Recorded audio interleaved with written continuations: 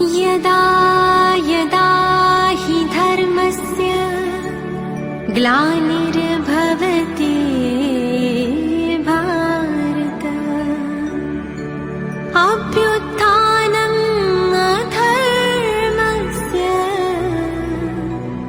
तदात्मानं सृजाम्यहम् परित्राणाय साधूनां विनाशाय च दुष्कृताम् धर्म संस्थापनार्थाय संभवामि संगम युगे।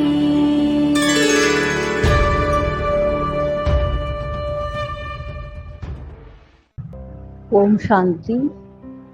இன்றைய அவ்யக்த முரளி தேதி 26 ஜனவரி 1970, 26 ஜனவரி 1970.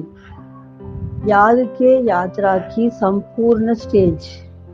நினைவு யாத்திரையின் முழுமை தன்மை. बाप दादा भी यहाँ बैठे हैं और आप भी बैठे हो, लेकिन बाप दादा और आप में क्या अंतर है? बाप दादाவும் இங்கே அமர்ந்துள்ளார், நீங்களும் அமர்ந்துள்ளீர்கள்.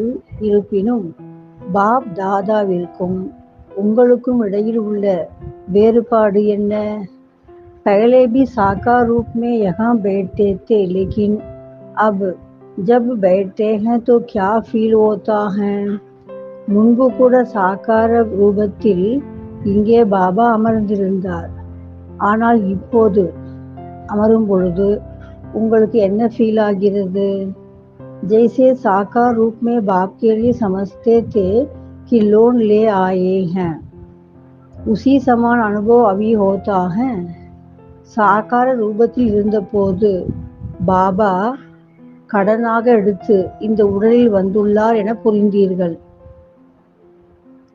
உசி சமான் அனுபவம் அபி ஹோதா ஹை, அதே அனுபவம் இப்போதும் ஏற்படுகிறதா? அபி ஆத்தே ஹை மெஹமான் பன்கர், இப்போது விருந்தாளியாக வருகின்றார். யூ தோ ஆப் சபி பி அப்னே கோ மெஹமான் சமஸ்தே ஹோ, நீங்களும் அப்படித்தானே தன்னை விருந்தாளியாக புரிந்துள்ளீர்கள்.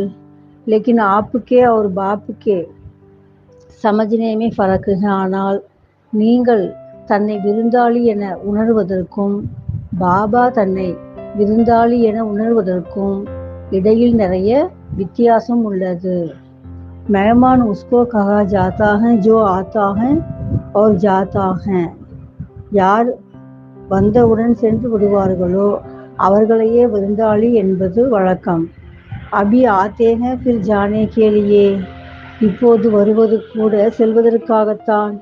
बहुधा बुद्धि योग का अनुभव, यह है प्रैक्टिकल अनुभव. அன்று இருந்தது புத்தி நினைவுக்கான அனுபவம், ஆனால் இன்று இருப்பதோ நடைமுறை அனுபவம் ஆகும்.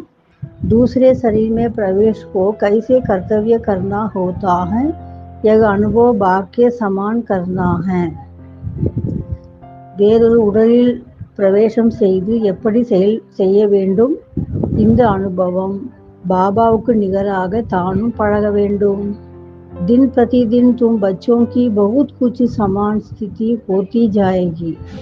ஒவ்வொரு நாளும் குழந்தைகள் உங்களிடம் அநேக விதமான விஷயங்களில் தந்தைக்கு சமமாக மாறிக்கொண்டே செல்வீர்கள். आप लोग भी ऐसे अनुभव करेंगे, நீங்களும் அப்படியே अनुभव செய்வீர்கள். सचमुच जैसे लोन लिया हुआ है कर्तव्य के लिए मेहमान है. உண்மையில் கடனாக எடுத்து வந்துள்ள தேகம் இது, விருந்தாளியாக வந்துள்ளேன் என்று உணர்வீர்கள். जब तक अपने को मेहमान नहीं समझते हो तब तक न्यारी अवस्था नहीं हो सकती है. எதுவரையில் தன்னை விருந்தாளி என உணரவில்லையோ அதுவரையில் விலகிய தன்மை तनकुल अनुभव ஏற்படாது. जो ज़्यादा न्यारी अवस्था में रहते हैं उनकी स्थिति में विशेषता क्या होती हैं? यार மிக அதிகமாக விலகிய தன்மையில் இருப்பார்களோ அவர்களிடம் காணப்படும் விசேஷ தன்மை என்னவாக இருக்கும்? उनकी बोली से उनके चलन से उपराम स्थिति का औरों का अनुभव होगा.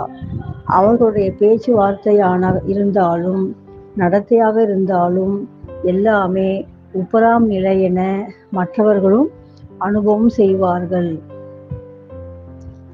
जितना ऊपर स्थिति जाएगी उतना उपराम होते जाएंगे. எந்த அளவுக்கு உயர்ந்த நிலைக்கு சென்று கொண்டே இருப்பீர்களோ அந்த அளவுக்கு उपराम நிலை விலகிய தன்மையை உணர்வீர்கள். शरीर में होते हुए भी इस उपराम अवस्था तक पहुंचना है. இந்த உடலில் இருக்கும் பொழுதே அந்த விலகிய उपराम நிலையை அடைய வேண்டும். बिल्कुल देह और देगी अलग महसूस को முற்றிலும் தேகம் வேறு ஆத்மா நான் வேறு என்பது உணர வேண்டும். उसको कहा जाता है याद के यात्रा की संपूर्ण स्टेज. அதைத்தான் நினைவு யாத்திரையின் முழுமை தன்மை என்று சொல்லப்படும். योग की प्रैक्टिकल सिद्धि அதுவே யோகத்தின் நடைமுறை வெற்றியாகும். बात करते करते जैसे न्यारापन खींचे. பேசிக்கொண்டிருக்கும் பொழுதே கூட அந்த डिटैच ஆன நிலைக்கு சென்று விட வேண்டும். बात सुनते भी जैसे कि सुनते नहीं. விஷயங்களை கேட்டுக்கொண்டிருக்கும் பொழுதே கேளாதவராக மாற வேண்டும். ஐசி பாசனா औरों को भी आए. இந்த ஒரு உணர்வு மற்றவர்களுக்கும் ஏற்பட வேண்டும். ஐசி ஸ்திதி की स्टेज को कर्मातीत अवस्था कहा जाता है. அப்படிப்பட்ட ஒரு நிலையைத்தான் கர்மாதீத நிலை என்று சொல்லப்படுகிறது. கர்மாதீத அர்த்தாத் தேக கே பந்தன் से भी मुक्त. கர்மாதீத நிலை என்பது தேகம் என்ற बंधनத்தை விட்டு விலகிய நிலையாகும். कर्म कर रहे हैं लेकिन उनके कर्मों का खाता नहीं बनेगा. जैसे कि न्यारे रहेंगे कोई अटैचमेंट नहीं होगी.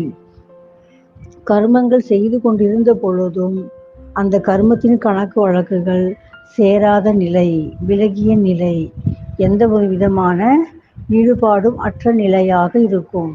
कर्म करने वाला अलग और कर्म अलग है. ऐसे अनुभव दिन प्रतिदिन होता जाएगा. செய்யும் செயல் வேறு, செயலை செய்பவர் நான் வேறு என்ற நிலை அனுபவம் ஒவ்வொரு நாளும் அதிகரித்து கொண்டே செல்லும். इस अवस्था में जास्ती बुद्धि चलाने की भी आवश्यकता नहीं है. அந்த ஒரு நிலை வரும் பொழுது அதிகமாக புத்தியை கூட பயன்படுத்த வேண்டிய அவசியம் ஏற்படாது. संकल्प उठा और जो होना है वही होगा. எண்ணம் எழுந்த உடனேயே எது நடக்க வேண்டுமோ அதுவே நடைபெறும். ऐसी स्थिति में सभी को आना होगा. அந்த நிலைக்கு எல்லோரும் வந்தாக வேண்டும். मूल वतन जाने के पहले वया सूक्ष्म वतन जाएंगे. மூலவதனத்தை சென்று சேர்வதற்கு முன்னதாக சூக்ஷ்மவதனம் வழியாகத்தான் செல்ல வேண்டும். वहाँ सभी को आकर मिलना है. फिर अपने घर चलकर फिर अपने राज्य में आ जाएंगे. அங்கே அனைவரும் சென்று சந்திக்க வேண்டும். பிறகு அங்கிருந்து வீடு திரும்ப வேண்டும். அந்த வீட்டிலிருந்து ராஜ்யத்தில் வருவீர்கள். जैसे साकार वतन में मेला हुआ वैसे ही सूक्ष्म वतन में होगा. இந்த பூலோகத்தில் சாகார உலகத்தில் எப்படி விழா நடந்ததோ அப்படியே சூக்ஷ்ம வதனத்திலும் விழா நடைபெறும். वह फरिश्तों का मेला नजदीक है. அப்படி நடைபெற இருக்கின்ற ஃபரிஸ்தாக்களின் விழாவானது வெகு அருகே வந்து விட்டது. கஹானியா பத்தாத்தே ஹேனா. கதையில் சொல்கிறார்கள் அல்லவா. ஃபரிஸ்தே ஆபஸ் மே மில்தே தே. ஃபரிஸ்தாக்கள் ஒருவரை ஒருவர் சந்தித்தார்கள் என்று. रूग रूगों से बात करते थे. वही अनुभव करेंगे. ஆத்மா ஆத்மாவுடன் பேசிக் கொண்டிருந்ததாக அதே அனுபவம் செய்வார்கள். तो जो कहानियाँ गाई हुई हैं उसका प्रैक्टिकल में अनुभव होगा. ஆக என்னவெல்லாம் கதையில் சொல்லப்பட்டதோ அதுவே இப்போது நடைமுறையில் அனுபவம் ஏற்படும். उसी मेले के दिनों का इंतजार है. அந்த விழா காலத்திற்கான நாட்களைத்தான் எதிர்பார்த்து கொண்டிருக்கின்றீர்கள். அபி சர்வீஸ் கே நிமித்த है. இப்போது சேவை நிமித்தமாக உள்ளீர்கள். सभी कुछ भूले हुए बैठे हैं, अனைத்தும் மறந்து அமர்ந்துள்ளீர்கள். उस अव्यक्त स्थिति में मन और तन अव्यक्त व्यक्त देश में है. அந்த அவ்யக்த நிலையில் மனமும் உடலும் இந்த பூலோகத்தில் உள்ளது. ஐசே அனுபவம் होता है ना, அப்படித்தானே அனுபவம் ஏற்படுகிறது. நல்லது. अच्छा, अपने को कहाँ के निवासी समझते हो? தன்னை எங்கே வசிப்பவராக உணர்கின்றீர்கள்? பரந்தாம் के निवासी समझते हो? பரந்தாமவாசியாக உணர்கின்றீர்களா? यह कितना समय याद रखती हैं? இந்த நினைவு எவ்வளவு நேரம் நிற்கின்றது? यह एक ही बात याद रहे कि हम परंधाम निवासी आत्मा इस व्यक्त देश में ईश्वरीय कर्तव्य करने के निमित्त आए हुए हैं. இந்த ஒரு விஷயம் மட்டும் நினைவில் இருந்தால் போதும். நாம் பரந்தாமத்தில் வசிப்பவர் ஆத்மாக்கள் இந்த பூலோகத்தில் ஈஸ்வரிய காரியத்திற்காக நிமித்தமாக வந்துள்ளோம். मधुबन में आकर के विशेष कौन सा गुण लिया है? मधुबनिल வந்து சிறப்பாக நீங்கள் அடைந்த குணம் என்ன? मधुबन का विशेष गुण है मधुरता. மதுபனில் வந்தாலே விசேஷமாக நீங்கள் அடைகின்ற குணம் இனிமை தன்மையாகும். மது அர்த்தாத் மதுரதா. மது என்றாலே தேன் எனும் இனிமை ஆகும். ஸ்நேகி மற்றும் அன்பாகும். जितना स्नेही होंगे उतना बेहद का वैराग्य होगा. எந்த அளவுக்கு அன்பானவராக இருப்பீர்களோ அந்த அளவுக்கு எல்லை இல்லாத வைராகியமும் ஏற்படும். यह है मधुबन का अर्थ. இதுவே மதுபனின் பொருளாகும். अति स्नेही और इतना ही बेहद के वैराग्य वृत्ति. மற்றற்ற அன்பு, அளவில்லாத அன்பு, அதே மாதிரி அந்த அளவிற்கு எல்லையில்லாத वैरागी उणर्वुम इरुक्कुम अंगे. अगर मधुबन के विशेष गुण जीवन में धारण करके जाए तो सहज ही संपूर्ण बन सकते हैं. மதுபனின் விசேஷ குணமான இந்த ஒன்றை மட்டும் நீங்கள் வாழ்க்கையை கடைபிடித்தாலே மிக சுலபமாகவே முழுமை தன்மை எட்டி விடுவீர்கள். फिर जो रूहानी टीचर्स बनना चाहिए तो नंबर 1 की टीचर बन सकते हो. பிறகு ஆன்மீக டீச்சராக மாற விரும்பினாலும் नंबर 1 டீச்சராக மாறிவிடலாம். क्योंकि जैसे अपनी धारणा होगी वैसे औरों को अनुभव में ला सकेंगे. எப்படி தன்னுள் தாரணை செய்வீர்களோ அப்படியே மற்றவருக்கும் அனுபவத்தை தர முடியும். इन दोनों गुणों की अपने में धारणा करनी है. ஆக இந்த இரண்டு குணங்களையும் தனது வாழ்க்கையில் கையாள வேண்டும். मधुबन की लकीर से बाहर निकलने के पहले अपने में पूरी रीति भरकर जाना है. மதுபனை விட்டு வெளியேறுவதற்கு முன்னதாக தன்னுள் இவற்றை முழுமையாக நிரப்பிக் கொண்டு செல்ல வேண்டும். एक स्नेह से दूसरा बेहद के वैराग्य वृत्ति से कोई भी परिस्थितियों को सहज ही सामना करेंगे. ஒன்று அன்பு, மற்றொன்று எல்லையில்லாத வைராகியம்.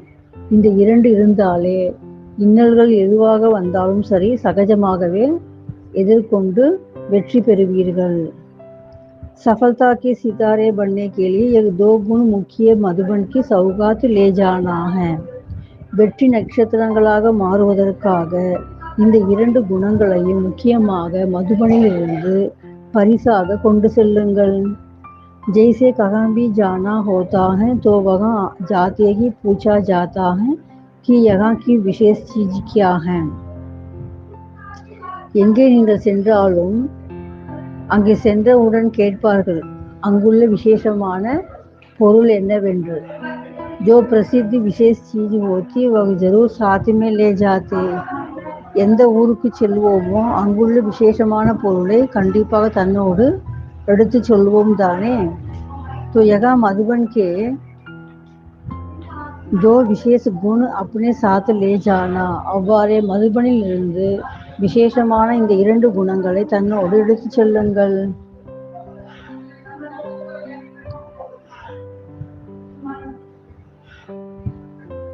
जैसे स्थूल मधु ले जाते हो ना वैसे यह सूक्ष्म मधुरता की मधु ले जाना. எப்படி எங்காவது சென்று வரும் பொழுது தேனை எடுத்துச் செல்வீர்களோ அதுபோல இங்கிருந்து சூக்ஷ்மமாக இனிமை தன்மை என்ற தேனை தன்னோடு எடுத்துச் செல்லுங்கள். फिर सफलता की सफलता है. பிறகு பாருங்கள், வெற்றி மீது வெற்றியே வந்து சேரும். असफलता आपके जीवन से मिट जाएगी. தோல்வி என்பது உங்கள் வாழ்க்கை விட்டு அகன்றே போய்விடும். सफलता का सितारा अपने मस्तक में चमकते हुए देखेंगे. வெற்றி நட்சத்திரம் மட்டுமே உங்கள் நெற்றியில் மின்னுவதை பார்ப்பீர்கள். तुम सफलता के सितारे हो व पुरुषार्थ के सितारे हो. நீங்கள் அனைவரும் வெற்றி நட்சத்திரங்களா அல்லது முயற்சி செய்யும் நட்சத்திரங்களா? क्या समझते हो? தன்னை எப்படி உணர்கின்றீர்கள்? सफलता के सितारे हो, வெற்றி நட்சத்திரங்கள் தானே. जैसा लक्ष्य होता है वैसा ही लक्षण होता है. என்ன லட்சியம் வைப்பீர்களோ அப்படியே லட்சணமும் அமைகிறது. अगर अब तक यही सोचते रहेंगे कि हम पुरुषार्थी हैं तो ऐसा समझने से कोई छोटी छोटी गलतियां अपने को माफ कर देते हो. இன்னும் கூட தன்னை முயற்சியாளர் என்று நினைத்து கொண்டே இருந்தால் சின்ன சின்ன தவறுகள் செய்து கொண்டு தன்னைத்தானே மன்னித்து கொண்டும் இருப்பீர்கள். समझते हो हम तो पुरुषार्थी. தவறு மேல் தவறு செய்துவிட்டு நாம் புருஷார்த்தி தானே, நான் முயற்சியாளர் தானே என்று மன்னித்து விடுவீர்கள். इसलिए अब पुरुषार्थी नहीं लेकिन सफलता का स्वरूप बनना. ஆக இனிமேல் நீங்கள் முயற்சியாளராக அல்ல, வெற்றி स्वरूपம் ஆக வேண்டும். कहाँ तक पुरुषार्थ में लगेंगे? இன்னும் எவ்வளவு காலம்தான் முயற்சியிலேயே காலத்தை கழிப்பீர்கள்? जब स्वयं सफलता स्वरूप बनेंगे तब दूसरी आत्माओं को भी सफलता का मार्ग बता सकेंगे. தான் முதலில் வெற்றி சுரூபமாக மாறினால்தானே மற்றவர்களுக்கும் வெற்றிக்கான வழியை காட்ட முடியும். अगर खुद ही अंत तक पुरुषार्थ चलते रहेंगे तो संगम के प्रारब्ध का अनुभव कब करेंगे? நீங்களே கடைசி காலம் வரையிலும் முயற்சியே செய்து கொண்டே இருப்பீர்களேயானால் சங்கம யுகத்தின் பலனை எப்போது அனுபவம் செய்வீர்கள்?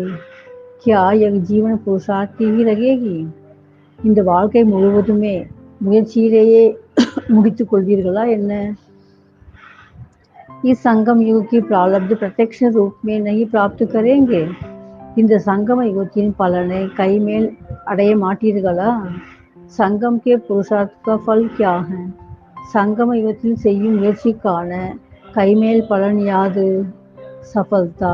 तो सफलता स्वरूप भी निश्चय करने से सफलता होती रहेगी. வெற்றிதான் கைமேல் கிடைக்கும் பலனாகும். ஆக வெற்றி சொரூபத்தில் முழு நம்பிக்கை வைக்கும் பொழுது வெற்றி மேல் வெற்றி வந்த வண்ணம் இருக்கும். जब यह समझेंगे कि मैं होंगी सफलता का सितारा तो असफलता कैसे आ सकती है? நான் வெற்றி நட்சத்திரம் என நினைக்கும் பொழுது தோல்வி என்பது எங்கிருந்து வரக்கூடும்? सर्वशक्तिवान की संतान कोई कार्य में असफल नहीं हो सकती. சர்வசக்திவான் தந்தையின் குழந்தைகள் உங்களுக்கு தோல்வி என்ற ஒன்று வர முடியுமா? अपने मस्तक में विजय का सितारा देखते हो या देखेंगे? தன்னுடைய நெற்றியின் நடுவே வெற்றி நட்சத்திரத்தை பார்க்கின்றீர்களா அல்லது இனிதான் பார்க்க போகின்றீர்களா? விஜய் தோ நிச்சய ஹே ஈனா. வெற்றி என்று நிச்சயிக்கப்பட்டது தானே. விஜய் அர்த்தாத் சஃபல்தா. விஜய் என்றாலே வெற்றிதான். अभी समय बदल रहा है. இப்போது நேரம் மாறிக்கொண்டே வருகிறது. जब समय बदल गया तो अपने पुरुषार्थ को भी बदलेंगे ना. நேரம் மாறுவது போல தன் முயற்சியை மாற்றிக்கொள்ள வேண்டும் தானே. अब बाप ने सफलता का रूप दिखला दिया तो बच्चे भी रूप में व्यक्त देह में होते सफलता का रूप नहीं दिखाएंगे क्या? பாபாவும் வெற்றி ரூபத்தை காண்பிக்கிறார் என்றால் குழந்தைகளும் இந்த தேகத்தில் இருக்கும் பொழுதே வெற்றி ரூபத்தை காண்பிக்க மாட்டீர்களா என்ன? अपने को सदैव सफलता का मूर्त की समझो. ஆக தன்னை எப்போதுமே வெற்றி மூர்த்தியாகவே உணருங்கள். நிச்சய को विजय कहा जाता है. நம்பிக்கையே வெற்றி என சொல்லப்படும். जैसा विश्वास रखा जाता वैसे ही कर्म होता है. எப்படி நம்பிக்கை வைப்பீர்களோ அப்படியே செயல் அமையும். निश्चय में कमी होगी तो कर्म में भी कमी हो जाएगी. நம்பிக்கையே குறைவாக இருந்தால் செயலும் அப்படியே அமைந்துவிடும். स्मृति शक्तिवान है तो स्थिति और कर्म भी शक्तिवान होंगे. நினைவு சக்திவானாக இருந்தால் அதற்கான மனோநிலையும் செயலும் சக்திவானாக அமையும். इसलिए कभी भी अपनी स्मृति को कमजोर नहीं रखना. எனவே தன்னுடைய நினைவுகளை ஒருபோதும் பலவீனமாக வைத்துக் கொள்ளாதீர்கள்.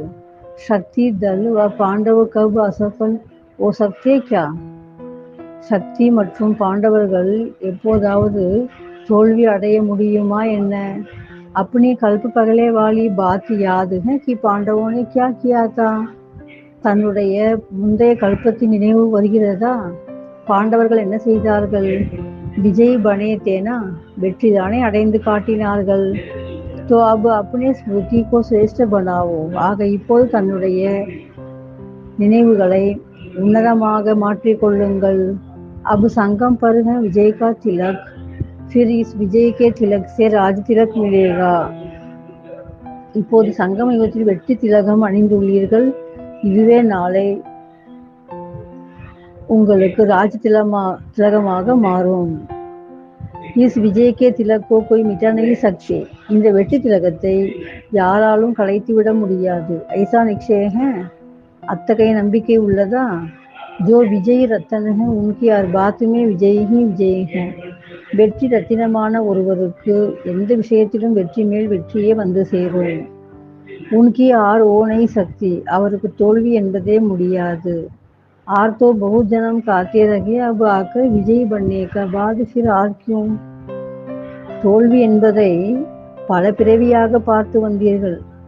இப்போது வெற்றி அடைந்த பிறகு மறுபடியும் ஏன் தோல்வி அடைய வேண்டும்? விஜய் हमारी ही है, ऐसा एक बल एक भरोसा हो. வெற்றி நமக்கே உரியது. அத்தகைய ஒரே பலம் ஒரே நம்பிக்கையில் இருங்கள்.